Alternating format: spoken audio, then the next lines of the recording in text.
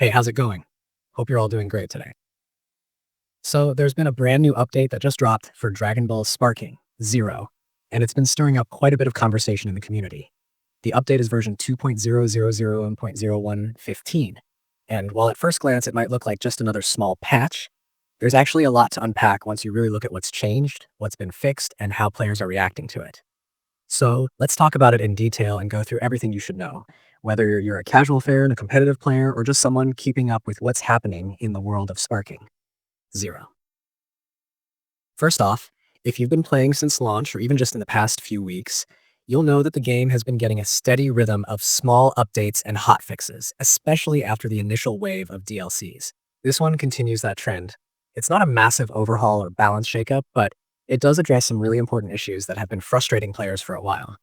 One of the biggest things fixed in this update is the bug that allowed certain players to use locked characters in matches.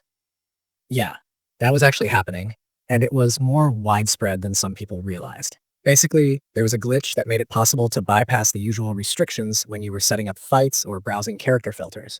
If you knew the right combination of inputs or sequence, you could end up using characters that technically weren't supposed to be available yet.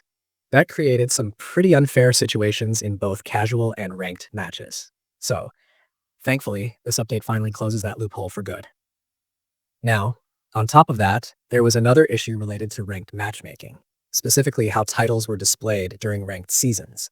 Some players noticed that their title or season rank label was showing the wrong season number, which might sound minor, but for a game that's been building its competitive structure pretty seriously, that kind of detail matters. It was confusing, especially for players trying to keep track of their seasonal progress or showcase their achievements online. That's been corrected in this update, so your season display should now be accurate and reflect your actual progress instead of an outdated or incorrect number. Well, let's be honest, when people see a new update number pop up, especially one like this, the first question they usually have is, are there any balance changes? Did anyone get nerfed or buffed? And right now, based on everything Bandai Namco has officially released, the answer seems to be no. This is primarily a bug fix and stability update. No character stat changes, no move reworks, nothing that would alter how your favorite fighters perform. That being said, some players have reported the game feels a little smoother overall. Less input delay in certain arenas, fewer sudden frame dips when using high effect attacks, that sort of thing. Uh, it's likely part of the general stability improvements line in the patch, which is kind of the all-purpose phrase every developer uses when there are small optimizations behind the scenes. It's nothing dramatic, but definitely something that makes the experience feel more polished. And that actually makes sense when you look at the update patterns so far. The developers have been careful not to roll out big gameplay changes without thorough testing, especially since Sparking Zero has such a massive roster and such a deep combat system. Even a small tweak to one move or one character can ripple across dozens of matchups. They've been prioritizing fixes that directly affect fairness and playability first. Things like matchmaking bugs, menu freezes, and exploits, before they even think about touching the core balance. That's honestly a smart move, especially for a title like this, where online competition is such a big part of the experience. Now, let's talk a little about what players have been saying since the patch rolled out. It's only been out for a short while, but already forums, Reddit threads, and Discord servers are full of people testing and comparing performance before and after. The consensus so far seems to be positive. Most players appreciate that the locked character exploit is finally gone because that was becoming a serious headache for anyone playing ranked matches seriously.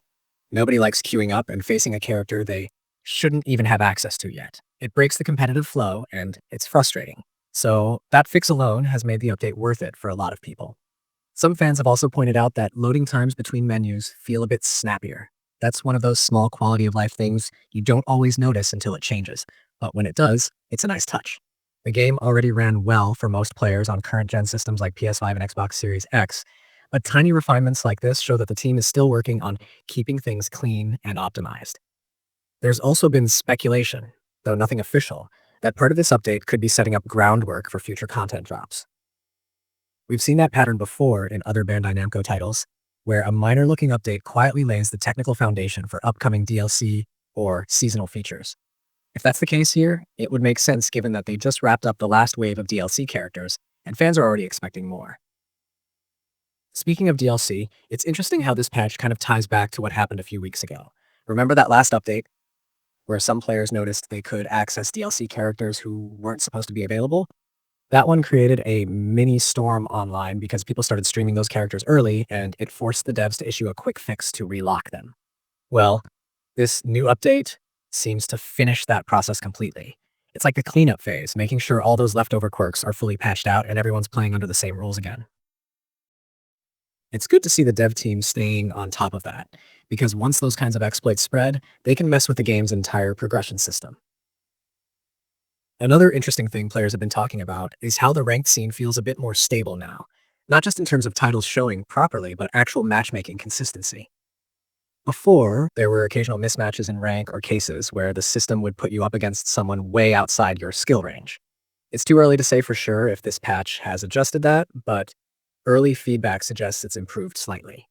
Maybe they quietly refined some of the background matchmaking logic. It wouldn't be the first time a developer slips in small tuning updates like that without listing them in the notes.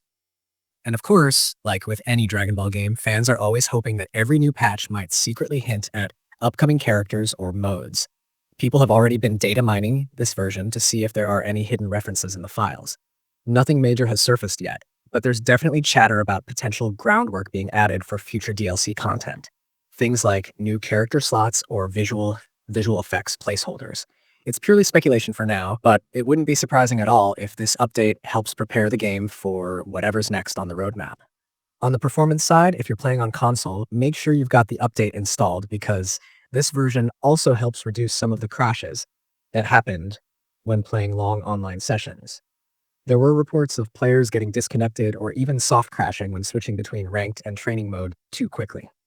Those issues seem to have been reduced. PC players are also saying that the patch makes the game slightly more stable on certain GPUs, especially when running at higher refresh rates. Nothing revolutionary, but it's the kind of incremental improvement that keeps the game running smoothly over time. Now, one thing worth talking about is how the developers have handled communication with the community through all of this. Bandai Namco has been consistent in posting small notes about these updates, even if they don't give a ton of detail. It's always a good sign when they're transparent enough to at least acknowledge issues and confirm fixes. A lot of developers in the fighting game space tend to leave players guessing, so this steady communication helps keep expectations realistic. Fans just want to know what's being fixed and that the game's being looked after, and this update does exactly that. So, how does this all fit into the bigger picture of where Sparking Zero is heading? Honestly, it's reinforcing the idea that the game's in a good, stable place right now. The fundamentals are strong, the online scene is active, and every small patch like this one helps fine-tune things a little more. It's like the developers are smoothing out the rough edges so that when the next major content drop hits, whether it's a new season, new DLC, or a balance pass, it'll land on a really solid foundation.